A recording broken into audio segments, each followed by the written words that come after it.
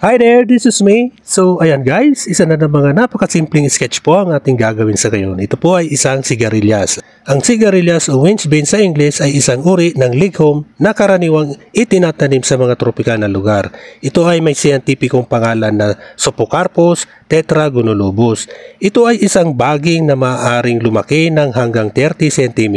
Ito ay may mga bulaklak na hugis pakpak na kulay asul o rosas at mga bunga na may apat na gilid na may mga pakpak din. Ang mga buto nito ay hugis ubalo at maaaring matuyo at gamitin sa pagluluto. Ito ay kilala sa pagkakaroon ng mataas na protein, bitamina at mineral. Ang sigarilyas ay hindi lamang masarap kainin kundi mayroon ding maraming benepisyo sa kalusugan. Ang sigarilyas ay nakakatulong sa pagpapalakas ng ating immune system, nakapagpababa ng blood pressure, pagpapabuti ng digestion at pag-iwas sa mga infection. So ayan guys, patapos ng ating pag-i-sketch. Ako po'y nagpapasalamat sa inyo sa walang sawang panunood nyo sa aking mga simpleng sketches. So ayan guys, tapos na nga po. Maraming salamat. Bye bye. Thank you.